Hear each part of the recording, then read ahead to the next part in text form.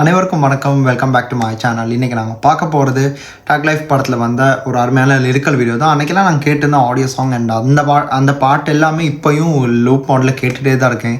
And ஒரு சில songs வந்து ரொம்ப எக்ஸப்ஷனலாக இருந்துச்சு. அண்ட் ஒரு சில சாங்ஸ் வந்து எங்கேயோ கேட்ட மாதிரி கூட இருந்துச்சு. பட் அதெல்லாம் ஒரு பக்கம் இருந்தாலும் ஏர்மன் சார் தர்ற ஒவ்வொரு சாங்ஸுமே ஒவ்வொரு ஜானர் ஆஃப் சாங்ஸ் அந்த டேஸ்ட் எல்லாமே ரொம்ப டிஃப்ரெண்ட்டாக இருக்குது. வர்சட்டாலிட்டி எல்லாமே நல்லா இருக்குது. ஸோ இன்றைக்கி நாங்கள் பார்க்க போகிறது அந்த படத்தில் வந்த ஒரு லிரிக்கல் வீடியோ தான். ஸோ டாக் லைஃப் படத்தில் நாங்கள் அன்றைக்கி எல்லா பாடல்களையும் கேட்டிருந்தோம். ஸோ அதை தொடர்ந்து இன்றைக்கி அந்த லிரிக்கல் வீடியோ பார்த்துட்டு வந்துடலாமா. ஸோ அந்த பாட்டோட பேர் வந்து ஓமாரா. அண்ட் இந்த பாட்டுக்கு லிரிக்ஸாக இருக்கட்டும், ரேப் போர்ஷனாக இருக்கட்டும், அண்ட் வோக்கல்ஸ் எல்லாமே வந்து due credits will go to நம்ம பால் டப்பா. ஸோ நம்ம இசைப்பு ஏஆர் ரஹ்மானுடைய கம்போசிஷனில் இந்த ஒரு பாட்டு வெளிவந்துச்சு அன்னைக்கு. ஸோ அதை கேட்டிருந்தோம். அண்ட் இன்றைக்கி லிரிக்கல் வீடியோ பார்க்க போகிறோம். ஸோ ஸ்ட்ரைட்டாக இந்த ஒரு பாட்டையும் கேட்டதுக்கப்புறம் மீதி விஷயங்களை பற்றி பேசலாம். பட் இதுக்கு இடையில அன்றைக்கி வந்து ஒரு தப்பை நான் தப்பான விஷயத்தை நான் வந்து கன்வே பண்ணிட்டேன். ஸோ அதை பற்றியும் நான் பேசுவேன் வீடியோட எண்டு. அது வரைக்கும் நீங்கள் இருங்க. ஸோ வீடியோட எண்டில் பேசுகிற இந்த விஷயங்கள்லாம் பேசுனதுக்கப்புறம் அண்ட் அது எனக்கே கில்ட்டியாக இருந்துச்சு. அதை பற்றி சொல்லாமல் இருந்தால் இன்னொரு மாதிரியாக இருக்கும். ஏன்னா நிறைய பேர் பார்த்துட்டாங்க வேறு அப்படின்ற மாதிரி இருந்துச்சு. ஸோ அந்த ஒரு விஷயத்தை நான் பேசுகிறேன். ஸோ ஸ்ட்ரைட்டாக அந்த பாட்டை ஃபஸ்ட்டாக கேட்டதெல்லாம் வாங்க மீதி விஷயங்களை பற்றி பேசுவோம். ஸோ நீங்களும் வாங்க. Ready, 1, 2, 3 and here we go. அனைவருக்கும் சிறந்த பரிசு சாரேகாமா கார்வான்.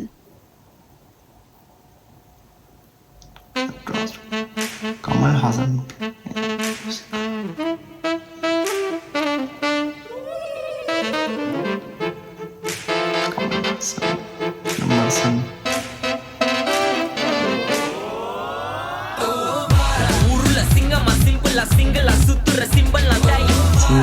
சிம்பிள்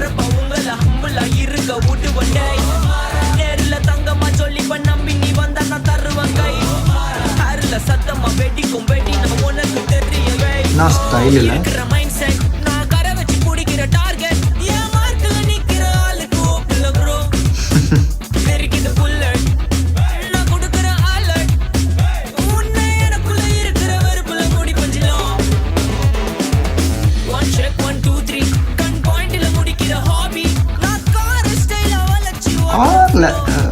அந்த ஒரு போர்ஷன் ரொம்ப நல்லா இருந்துச்சு. அண்ணன் கேட்கும் போது நல்லா யோசிச்சுட்டு இருந்தேன்.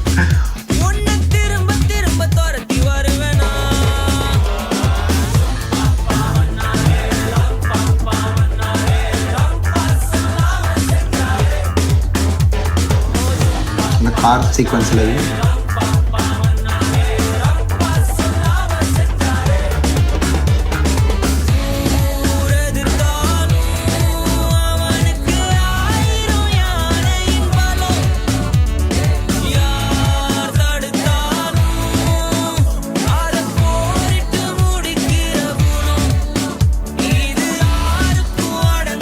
ஃப்ரேம் வந்து பார்க்க நல்லா இருக்குல்ல.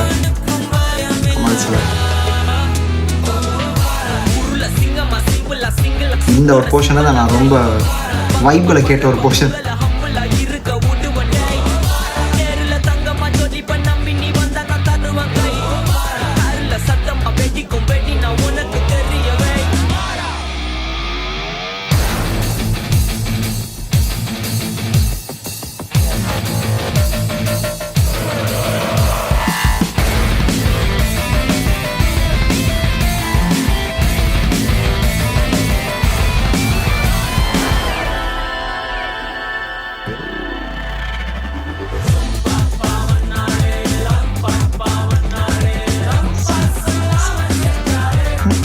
The moves. Now styling her. Damn.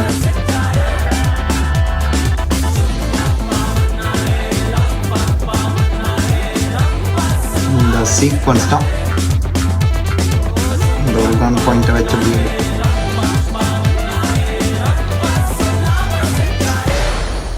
and grades Saregama Tamil. And June 5th இந்த படத்தை ரிலீஸ் பண்ணாங்க. கண்டிப்பாக மக்களே அந்த ஒரு டேட்டா ஞாபகம் வச்சுக்கோங்க. டைம் இருக்கவங்க போங்க, டைம் இல்லாதவங்களாக இருந்தாலும் பரவாயில்ல, நைட் சரி போயிட்டு பாருங்கள், முடிஞ்சால் போயிட்டு பாருங்கள். ஏன்னா இந்த படத்தெல்லாம் தியேட்டரில் தான் எக்ஸ்பீரியன்ஸ் பண்ணணும். பிகாஸ் இது வந்து இன்னொரு ஸ்டெப்புக்கு கொண்டு போகுது இந்த சினிமாவே. அண்ட் கமல் சார்லாம் அன்றைக்கி பேசுனதெல்லாம் நான் ரொம்ப பார்த்து நான் வியந்து போயிட்டு அந்த மாதிரி வார்த்தைகள் அவர் பேசினேன். பிகாஸ் இப்போ இருக்க காலகட்டத்துக்கு இருக்க ஹீரோஸ் எந்த பெரிய ஹீரோ அந்த மாதிரி பேச மாட்டாங்க. பட் அவர் பேசின விஷயம் that really stole my heart. அந்த மாதிரி இருந்துச்சு. அண்ட் இன்னொரு பக்கம் சிம்பு, 2 பேருமே சேர்ந்து தான். அவங்களும் எஸ்டிஆரும் கூட லைக் அவருக்கான ஒரு ஃபேன் பேஸே வேறங்க, தனியால் நின்று தான். அந்த வரியில் கூட ஸ்டார்டிங்கை பார்த்தீங்கன்னா சிங்கிளாக இருக்க சிம்பிள்லேயும் அவர் உண்மை தான், இப்போ வரையும் சிங்கிளாக இருக்கார். அவருக்குன்னு அந்த ஸ்டார்டம், அந்த ஃபேண்டம் எல்லாமே இருந்தாலும் இன்னும் தனியாகவே இருக்காரு அப்படின்றதுக்காக அந்த லிரிக் ரொம்ப நல்லா இருந்துச்சு. அண்ட் கட்சியான மியூசிக் இப்போ காலகட்டத்தில் இருக்க எல்லா இளைஞர்களுக்கும் எல்லா சிறுவர்களுக்கும் இந்த பாட்டு வந்து ஈஸியாக போய் ரீச் ஆகும். ஏன்னா மியூசிக் அப்படி இருக்குது. சம்டைம்ஸ் ரீச் ஆகாமல் இருக்கும். Maybe it depends how the music is utilised அப்படின்றனால. இப்போ நமக்கெல்லாம் புரியுது. ஏன்னா நாங்கள்லாம் சின்ன வயசுலேருந்தே அவருடைய பாடல்கள் கேட்டு வரோம். அந்த காலகட்டத்துக்கு ஏற்ற மாதிரி நாங்களும் நம்மளை மாற்றிக்கிறோம். We just mould into the whole thing. So அதுக்கேற்ற மாதிரி நாங்கள் போகிறோம். ஸோ எனக்கெல்லாம் ஸ்பெஷலி நான் வந்து பார்க்கும்போது ஒவ்வொரு பாட்டும் நான் கேட்குறேன். அந்த எந்த ஒரு ஆல்பம் இருக்குன்னா ஹோல் ஆல்பமே நான் கேட்டதுக்கப்புறம் நானே ஒரு அசம்ஷனுக்கு வரும், இது இந்த மாதிரி நான் கேட்டிருக்கோம், இப்படி தான் இருக்கும் அப்படின்னு. ஸோ இந்த பாட்டு எனக்கு அப்படி தான் தோணுச்சு ஃபஸ்ட்டாக. நான் அன்றைக்கே சொல்லி இந்த ஆடியோவில் வந்து எனக்கு காதலிக்க நிலையிலுமே அந்த பாட்டு தான் ஞாபகம் வர மாட்டேங்குது. ஏதோ ஒரு ஃபுட்பால் சம் தான் ஒரு பாட்டு வருங்க. ஸோ அந்த பாட்டுக்கு மியூசிக் அப்படி தான் இருந்துச்சு. அண்ட் அயர்லாண்டில் பார்த்தா அந்த மாஞ்சான்னு ஒரு பாட்டு இருந்துச்சு. அந்த மியூசிக்கும் இதுக்கும் கொஞ்சம் கிட்டத்தட்ட அந்த ரேஞ்சுக்குள்ளே வந்து விழுந்துருச்சு. ஆனால் அந்த சாங்க்கு வந்து ஒரு ஸ்பெஷாலிட்டி இருக்கும், அதுக்குன்னு ஒரு யூனிக்னஸ் இருக்கும். அது அந்த கதைக்கு ஏற்ற மாதிரி இருக்கும். ஸோ இந்த ஒரு பாட்டு, இந்த படத்துக்கு இந்த மியூசிக் வந்து எப்படி ஸ்கோர் ஆகுதுன்றது தான் இங்கே எனக்கு விஷயமே இருக்குது. நான் கேட்ட மாதிரியெல்லாம் கூட நமக்கு அதெல்லாம் பாயிண்ட்டே கிடையாது சொல்ல போனால். என் விஷயமாக தெரியாது இப்போது. ஏன்னா அந்த படத்தில் அந்த சீன் அந்த தியேட்டரில் பார்க்கும்போது மக்களுக்கு எப்படி அது கனெக்ட் ஆகுது, இதுக்கு இது சரியாகுமா. ஏன்னா அன்றைக்கி ஈவன் மணிரத்னம் சாரே சொல்லியிருந்தார் அந்த ஆடியோ லான்ச்சில் வந்து அவர் கேட்டது 5 பாடல் தானே, பட் ரஹ்மான் சார் தான் அதை 9 சாங்ஸாக மாற்றிருக்காரு. அண்ட் அவருமே சொல்லியிருந்தார் இப்போல்லாம் மியூசிக் வந்து எதுவுமே ஃபுல்லாக லைக் லென்த்தாக வந்து வைக்க முடியாது. ஏன்னா அந்த கதை வந்து அதுக்கு தான் முக்கியத்துவத்துக்கு கொடுத்து அந்த லைக் வாராங்க மக்கள் வந்து பார்க்குறாங்க அப்படின்னு மாதிரி சொல்லியிருந்தார். அதுவும் உண்மை தான். அன்றைக்கி நானுமே சொல்லியிருந்தேன் தான். ஏன்னா அவரோட படங்கள் எல்லாமே பார்த்தீங்கன்னா இருந்தால் ஒரு 1-2 சாங்ஸ் வந்து மேபி ஃபுல்லாக இருக்கும். But some songs will be half cut. Because அந்த கதை வந்து அந்த இடத்துல வந்து அந்த இன்ட்ரெஸ்டிங்காக போயிட்டு இருக்கும். அந்த பாட்டை லைக் அந்த இடத்துக்கு தேவைப்பட்டால் வைக்கலாம். ஸோ அதே பாட்டை வந்து மறுபடியும் இன்னொரு போர்ஷனுக்கு அதே ஒரு சீக்வன்ஸ் வருமா இருந்தால் அதுவும் லைக் ஆட் பண்ணிக்கலாம். ஸோ அவர் அப்படி தான் பண்ணுவார் வளமே மணிரத்னம் சார். அண்ட் அது நான் வளமே அவரோட எல்லா படங்களையும் நான் பார்த்துருக்கேன். அந்த டைமில் இல்லை, அதுக்கப்புறம் நான் சொல்கிறேன். மேபி ரோஜா அதுக்கப்புறம்லாம் கூடன்னு சொல்லலாம். இப்போது வர மூவிஸ் எல்லாம் அப்படி தான் லைக் இயங்குது எல்லா இடத்துலையும். ஸோ அதுதான் நான் வந்து சொல்ல வந்த விஷயம். அண்ட் இன்னொரு பக்கம் நான் வந்து ஒரு விஷயத்த நான் வந்து போன வீடியோவில் நான் தவறான ஒரு முறையில் கன்வே பண்ணிட்டேன். அது என்னன்னா, நான் வந்து ட்ரான்ஸ் ஆஃப் குபேரான்ற ஒரு லைக் கிளிம்ஸோ டீசர் பார்த்துருந்தோம் போல்.